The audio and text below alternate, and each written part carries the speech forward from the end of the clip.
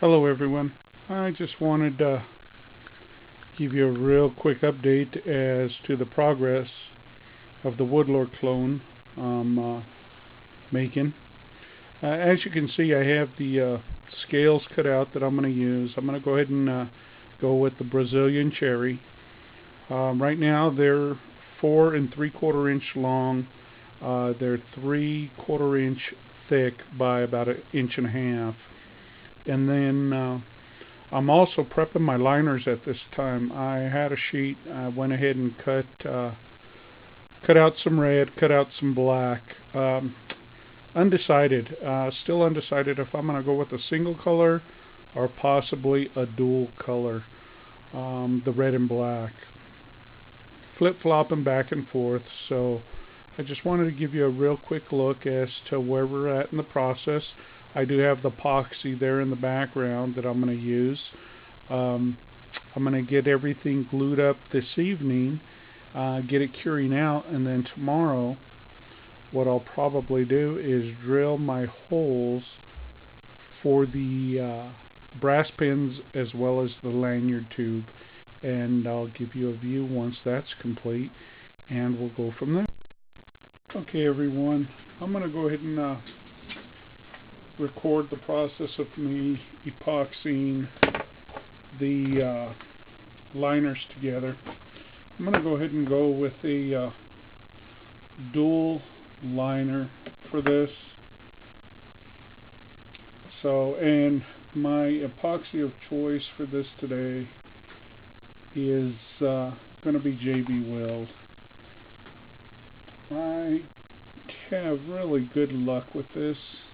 So, and I have some 5-minute epoxy that's clear, but I just haven't had much luck with it, so I'm going to opt to stay away from it and actually go with what I know, so to speak.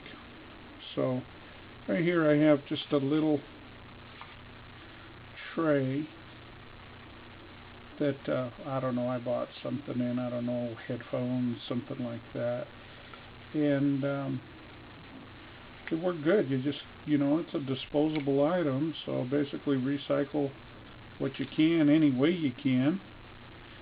So what I do, and I go ahead and cut it up into small pieces and use it as I need it. Makes a pretty good tray for this especially.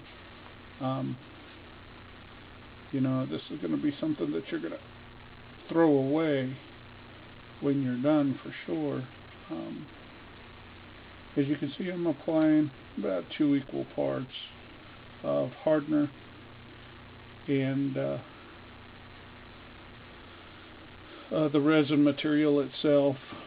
The steel is what they call it here. So 2 equal parts, and then I'm going to take a toothpick and mix it together. And then what I do, I have an acid brush here as well. What I'll do is I'll go ahead and apply the epoxy with the acid brush. I'll see how it works anyway. I'm not sure how it's going to work. I've never used the acid brush to apply epoxy. It's kind of thick, so I'm not sure how it's going to turn out. I already prepped my liners, cut them to shape, size, and sanded them, roughened them up. I want to make sure I get a perfect bond between the two. When you use epoxy, they also state that you don't have to clamp it, but again, I am going to choose to clamp mine. This just seems awfully thick. I don't know if the acid brush is going to be able to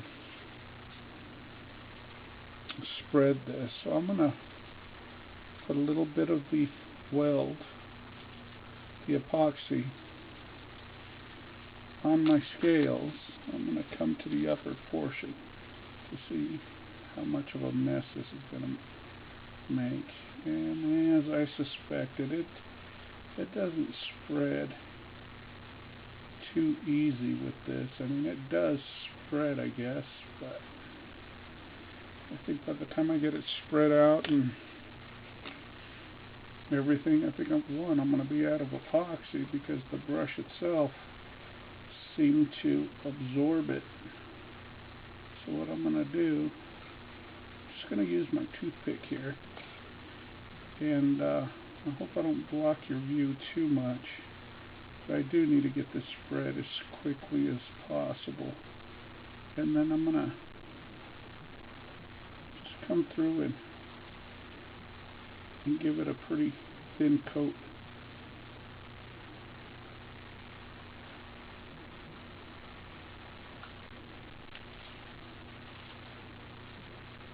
I have to apologize. I have a small tripod on my camera that is fairly close. I don't want to bump it and knock it over. But may concentrate on getting this done, and hopefully we'll have a good video for you to take a look at, and hopefully you can learn what not to do. Obviously, I think there's probably a better way to do this. Unfortunately, I don't know it, so I'm gonna just have to proceed doing it the way I'm doing it. And again, I do apologize for the light. I can see the shadow casting on the image itself, but there's not much I can do about that. The light is right overhead. From what I've seen in my other videos, it doesn't hinder your view too badly.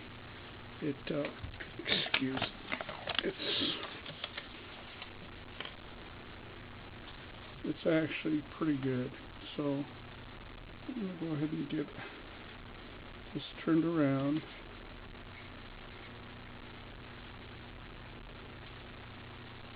And I'm going to work it down a little bit more. My fear is I will probably be able to get this one done, but I honestly don't know if I'm going to have enough time to get the second set done with this batch of epoxy. Basically what I think I'm going to have to do is mix a new batch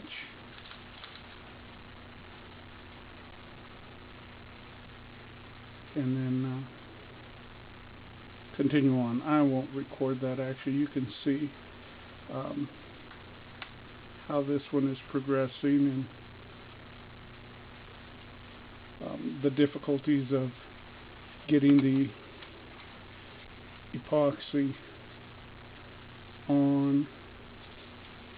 It's turning out pretty well, actually. A little messy, but again, dealing with an adhesive, and typically all adhesives are messy. So we're going to go ahead and get this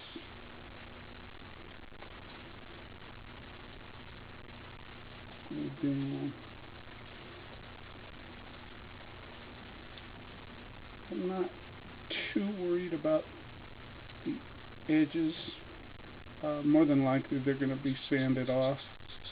But what I am concerned about is that there's a nice even coating throughout the center of this. Nice thing about JB Weld is it's almost a self-leveling type of epoxy, which means if you get it somewhat close, it tends to find its level and just lays itself out fairly nicely. So this one is pretty close, and I just put a little goop of JB Weld there up in the corner. So I'm going to go ahead and get a black liner, and I'm going to make that to this. And then what I'm going to do is I'm going to use the scale itself.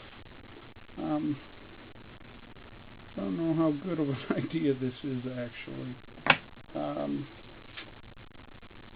but I'm going to use the scale itself